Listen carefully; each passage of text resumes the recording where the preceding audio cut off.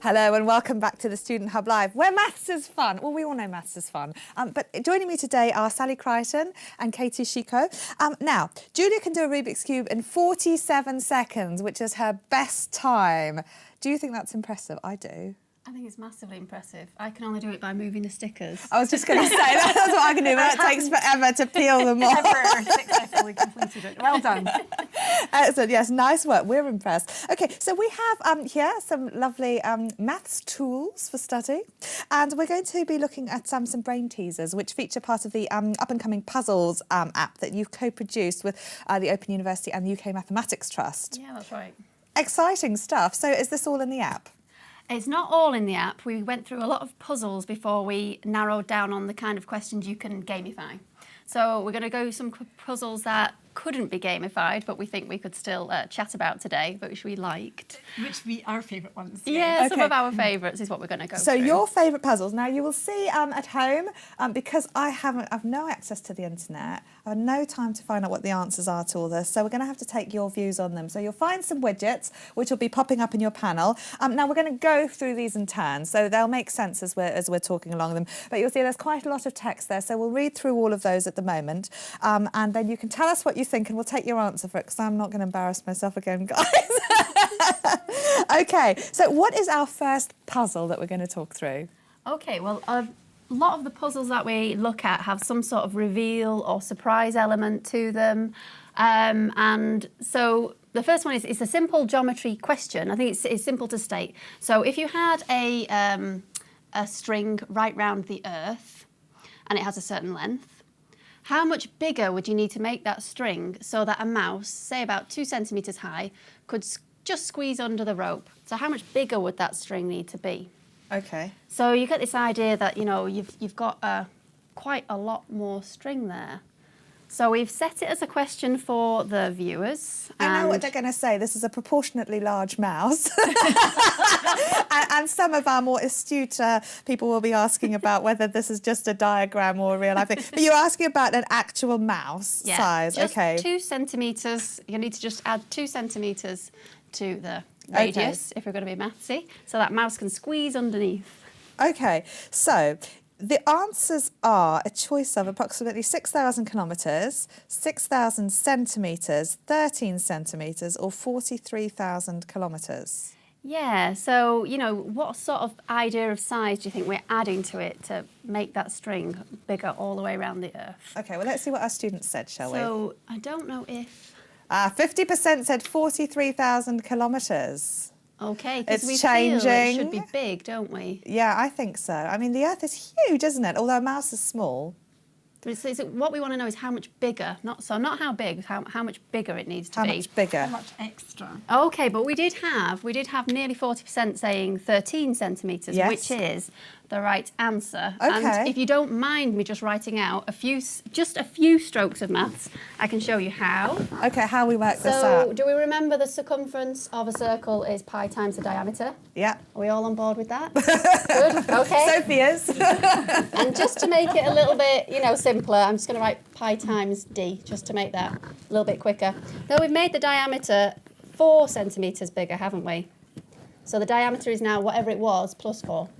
And we just need to multiply all of that by pi. May I put in brackets? All of that, boom, multiplied by pi. OK. So this may be a bit rusty for some of you, but I hope you'll trust me when I say, well, that's the same as pi times the diameter added to pi times 4.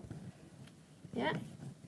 So we had what we had before, and all we add to it is pi times 4. It's a little bit less than 13 centimetres. OK? So all the way around the Earth, sticking out 2 centimetres on each side, you think it should be a lot bigger. More than half of you think it should be like 43,000 kilometres or something.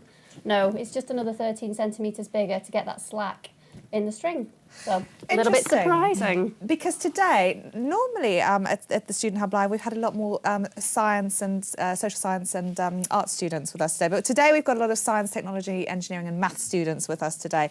So they might be very, very interested in putting mice around the Earth and having problems like this. But aside from, you know, the sort of comical value of doing something like this, why would this be something that you would approach in a logical way as opposed to, I guess, a more heuristic way, which I think is the way that the audience and certainly I had interpreted it, thinking it must be massive because the Earth's massive. So can you tell us a bit about the importance of logic here and how and working these things out as you've done? Well, I think, our intuition serves a certain purpose. But when it comes to actually wanting an answer, you've got to put that intuition away. It's it might give you a feel for things, but actually, I think when it comes to maths and when it comes to physics, your intuition is just, it's just misguided. It's out of date. It's useful for day-to-day stuff. It's not useful for looking at cosmic things like the size of the Earth or the distance between stars. Your intuition has a certain function, and you need to put it away when you're doing science, technology, engineering, or maths. You need to know the actual answer. Okay. So we sit down and we work it out properly. Methodically. Okay, Yeah. excellent. Now, just to sort of return back to this idea of the app, where can people access it, and what sorts of things? You're saying that these are games that you can't digitise or put in an app. What sort of things could they expect to see on this app?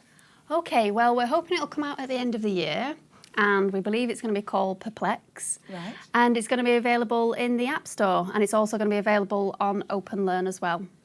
So the sorts of things are brain teasers, but brain teasers where you could, actually this game that we'll do later, we have actually digitised. This is where you can move characters around the screen to see how many journeys they take. Multiple choice you can digitise, but when you need to think through a long problem, you can't really gamify that. Yeah, it's difficult. This idea of brain teasers and apps is really important, especially in terms of like cognitive decline, and people are sort of seeing it as a way of treating various things, as well as perhaps being fun, depending on who you are. But why was it important to develop this app, and how are you working alongside, the UK Mathematics Trust to develop it? Well, first of all, we did want to do it because it's fun. And we know you always say that. Yeah, there's a great big fear factor and a great big wall that people see when they see the word maths. And so we're hoping when they see the word perplex, they don't feel that big wall. I think that's true. And the app gives you a way into the problem, because sometimes you just look and you think, well, I don't know where to start, which is really common in maths. But the app, you can press things and it helps your thinking to develop. Okay, that must be really exciting working on it. I'm looking forward to that. Okay, shall we go on to the next problem that you've got? Okay, the next problem, I don't know if you want to have a look and see what our students thought. Yeah, we'll show you the widget. So this was, you're on a game show. Mm-hmm. And you're given a choice of 3 doors. Behind one door is the car, behind the other, goats. Honestly, why you would be in some of these situations? But let's just go with it, that's fine. So you pick door 1, and the host, who knows what's behind the doors, opens another door, say it's number 3, which has a goat. He says, do you want to pick door number 2? It is to your advantage to switch your choice. Okay, tell us about this problem then. So we want to ask the audience, The question is, you have made a decision. Okay. And you've made a decision. Yeah. Okay. And the quizmaster tells you that behind one of them is a goat. Yeah, so he shows you this goat. There we go. So you've chosen this one. Yeah. And you know that a goat is behind that one. So the question is, do you stick with your original choice, or do you swap? Or does it not matter?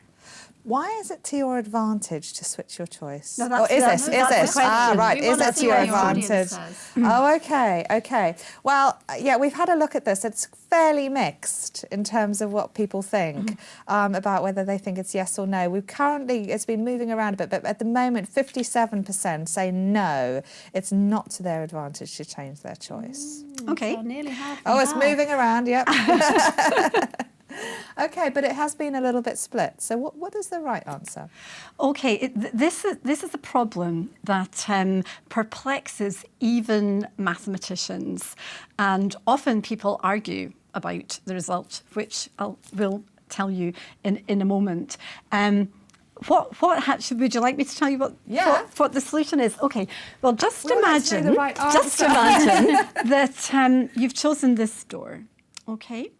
Now, the chances of the car... Oh, first of all, I should say that the assumption we're making is that people actually want to win the car, because actually a goat might be quite nice. Just depends if you're a carnivore or... Exactly. But just for the purposes of this problem, which I'll tell you about. I'll tell you where it came from in a moment. Let's just say you choose a door. You hope the car is behind it. What do you think your chances are? There's 3 doors, you choose one of them. What are the chances you'll be right? A third. Yeah. Okay. Great. Well Well done. That's pretty good. A lot of stats from just Absolutely. the That's totally good. So your chances of being right are 1 in 3. Okay. So the chances of the car being in the other 2 are therefore 2 in 3. Okay? So if you stick with the answer that you gave, your chances are still 1 in 3. But if you swap, knowing that the goat is behind one of the doors, then your chances are 2 in 3. So your chances of winning in the car, if you swap, are doubled. And that is something that has perplexed people for ages. The problem came from the Monty Hall television show. I think it was called Let's Make a Deal, and it started in 1963. And apparently, the quiz master was very excited about it, and it was excellent television viewing. And apparently, it was really, really hard to make contestants move from their original choice because they thought, no, I'm sticking with my original choice. But actually, your chances are 1 in 3 here, 2 in 3 there. Okay, this is still 2 in 3. Yeah. And especially if you know that is a goat, it's quite likely, it's twice as likely the car is behind that one. Now, Karen, if that's getting your head in a tangle, that's absolutely fine. Phew, Because it there have is. been letters from professors and all kinds of subjects saying, no, we don't believe it. And the big thing is that you have additional information. Yeah. That's the thing, because if you don't know, if you pick that door and he says, do you want to switch? Yeah. Without any other information, Yeah. it's okay. Doesn't matter if you switch or not. Yeah. But now you know, and this is a massively important thing in probability, that very, very, very few people understand. And it's so important in all kinds of areas of society, which is why people should study statistics and mathematics. It is, but it again returns to this point about emotions and heuristics, I guess clouding judgments about what should happen. It's all well and good you sort of breaking these down, and when you visualise them, it's very easy to say, well, yes, of course I can see that's 1/3 of the 3 things that's going on there. But there is this emotional element that's attached to things. How, as mathematicians, then, do you detach that? I'm not sure. I don't think you need to detach it because, to be honest, I probably spent 2 years getting really cross about this puzzle. I was just like, they're wrong. And this is the reason I thought they were wrong, just to make it more cloudy for you. It's like, okay, so you have your 1 in 3 chance that, and you picked your door. Yeah. And then he says, okay, take this door away. That's a goat. There's a goat behind that door. Now make a new choice. Are you going to stick or twist? Well, for me, that's 1 in 2. Yeah, that's Stick or twist. Yeah. And I was like, well, it's 1 in 2. There's 2 doors. It doesn't matter what happened before. Oh, and I was cross. Yeah. And I Googled it and I rowed about it. It does matter what happened before, of course. And then when I felt I was in good company because professors got cross about it, PhDs got cross about it. And the most prolific mathematician of all time, I believe, Erdos. So he got in touch and, rowed with the mathematical, explanation for it. And only when they showed him repeats, like hundreds and hundreds of simulations of the test, showing that it was better to move, did he believe it. And so exactly what Sally explained is right, and that's what I wasn't getting. So they actually went through and did all of these methodically and then counted up the number of times that you got a better outcome when you moved. I think they did a computer simulation. Yeah. But And there's apps. Yeah. You can Google Yeah. Monty Hall, and there's lots of apps for it. And often when I try to explain to students in tutorials, they've just said, I can see what you're saying, but I don't believe it. Yeah. So if you run a simulation lots and lots of times, you can see that if you switch, you're not definitely going to win the car, but you're much, much, much more likely to. And probability is all about in the long run. I think probability is one of the hardest things to teach. Sophie, you've been studying maths. What do you think? This is why I like maths, because although it is, there are definite answers, in most things. There are still some very debatable areas, and they've all been around for quite a while. I mean, that's not a new problem. And to be honest, although there are answers that you can say are definite, you can still argue about that, and I quite like that sort of challenge, and you can still have your opinion in maths. People do think it's very black and white, but there are still some grey areas. So Yeah. Especially when you look at probability problems, which are really, really ticklish ones, really, even for mathematicians and statisticians to get their head round. So Yeah. very, very worthwhile studying. Lovely, thank you. HJ is just talking about cake and going, I'm a bit lost already. I think there's several of us here that are like, we need to take some maths modules to get our heads around this stuff. That's what I think is good about these questions. Absolutely. Because it's frustrating and it makes you want to understand it. That's what I think the purpose of a puzzle is. You think, that's counterintuitive. And if you're me, you then think, they've done it wrong. So they just sit and work at it and work at it. You think, oh, okay, yes. So it was 2/3 of a chance that I was sat on a goat. So then he takes away and he shows me the goat. Okay, so there's still 2/3 of a chance I'm sat on a goat. So I should go away from that goat. Yeah.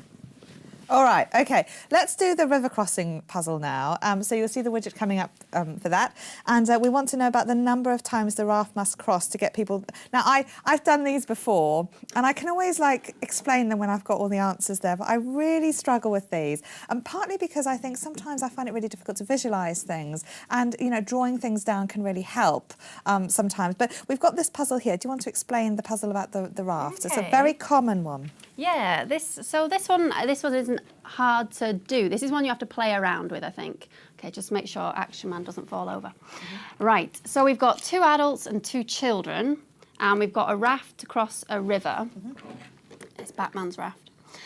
And the raft can't travel by itself. It has to have somebody in there with it. And it can take the weight of 2 children, or it can take the weight of an adult and a child, but it couldn't take, for example, both Action Man and Ken. That's not going to work. Even though Action Man's a really good balancer, it's not going to happen. So we can fit Action Man and a child. Okay. Right, there we go. At one time. At one time, or we can have 2 children. But the raft can't travel alone.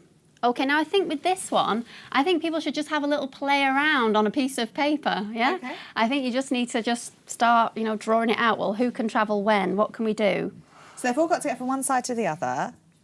Yeah, what would you like to do as your first move, Karen? Let's just muck about with it. I'd put an adult and a child on. Okay. I always do this wrong, though, I must tell you. Doesn't It's matter, you're terrible. not doing it wrong. Adult and child. As long as you do something, Can you're you doing it right. leave the child unattended? Yeah, it's not like the goats and the Oh. chickens and the stuff. All right, yeah. Right, so we take them over. Who are you going to leave at that side? The child. Okay, they can be unattended. Then bring the adult. Okay. So this is our second Yeah. journey. Yeah. 2, okay. Then Oh, he can stay on, I suppose. I'd keep the adult on and then put the child, Okay. put the child on, back. So what have we done now? This is This 3. is all very This is easy. number 3. I'm going to trip up here, I haven't done this. Okay, then I drop the adult off, take the child back, Okay. This is 4. and then take the adult. Okay, we've done it in 5. And I don't think we could do it any quicker. That was too easy. What did everyone else at home think? Okay, the choices were 3, 5, 7, 9 and 11. It's all going to change now, I bet you. 60% said 5. Good. Was that the right answer? Yeah, 5 was the right answer. We can't Good. get there any quicker because somebody always has to go back with the boat. Okay. So, you know, we're only taking one person across at a time, really, and there's Okay. 4 of them. Okay. And then on the last journey, we can get the 2 of them back It's across. a lot easier if they're not eating each other. That one with the Yeah. cannibals is very Who can difficult. you leave when? Right, let's do another one because we're running out of time. How many of these statements are true? Okay. This is just a straightforward thinking one, okay? Okay. Right, so you need to have the statements in front of you. Okay. Yeah, do you want to read out the statements? So, how many of these statements are true? You've got 4 statements to read out.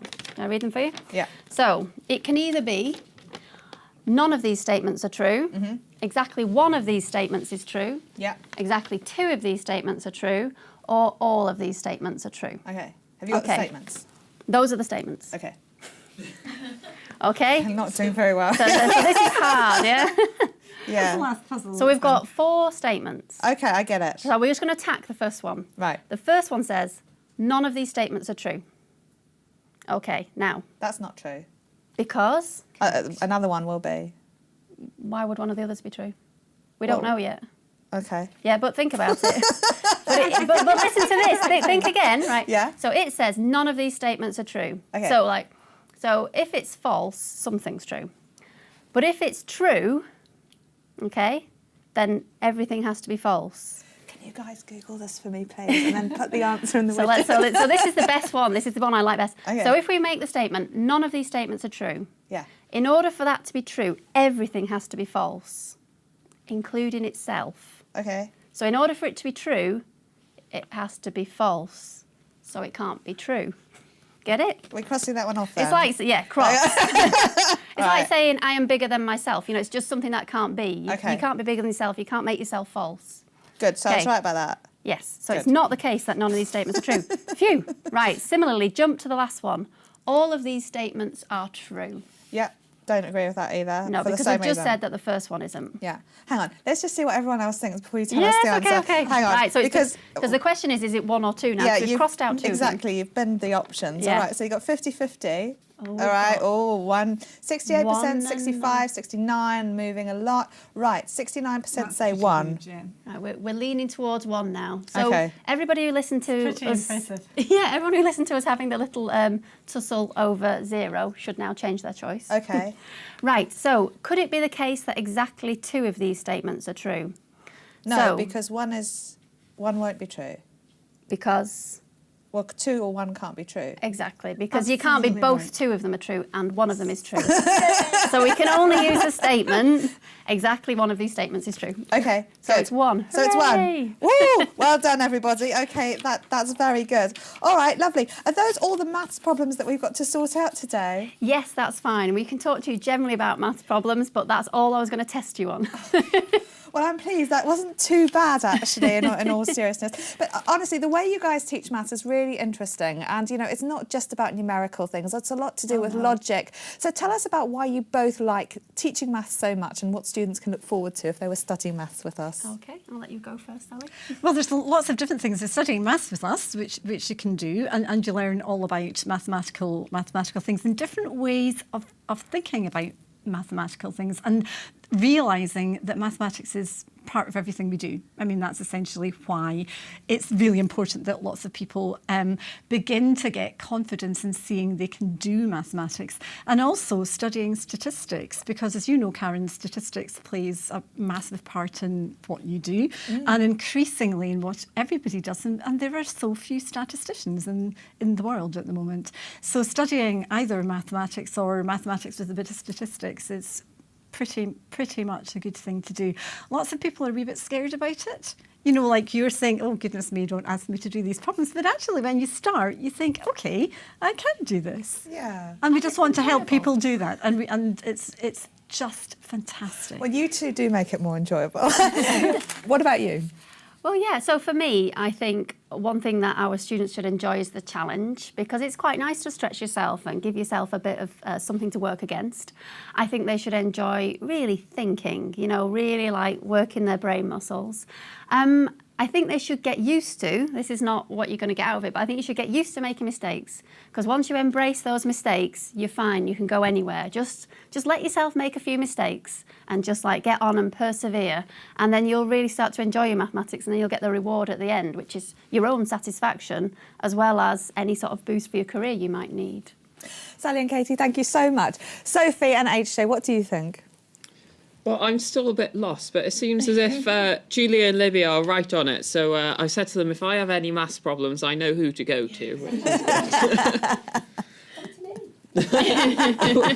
Well, I'll pop off with you and you can help me with some maths problems. Should we do that? Yeah, no, I think people really enjoyed it actually more than they thought they were. I think they were a little bit dubious about the maths challenge. But for me, obviously, I really enjoyed it because I'm a bit of a maths geek, so... Lovely, excellent. Thank you both. And thank you for participating in the maths challenges and for doing so well. I'm very, very impressed. And thank you both, as I've said before, for coming along. Well, next we're going to have a little break. We're going to watch some pre-recorded material, which was from our Boot Camp 1, which is about navigating the virtual learning environment with Georgina Blakely. So that's available on the catch-up if you haven't managed to access it. But we're going to play it for now, and you can chat as well while that's going through. But we won't be interspersing your comments in the studio because I'm going to get ready for a cocktail party because the Open programme are bringing lots of alcohol into the studio, so I'm very excited about that. So I'll be back in half an hour. Enjoy the boot camp session with Georgina about navigating the virtual learning environment. It's a really important thing that you need to be able to do, especially if you're a new student. And we'll see you very, very soon for a session with the Open programme.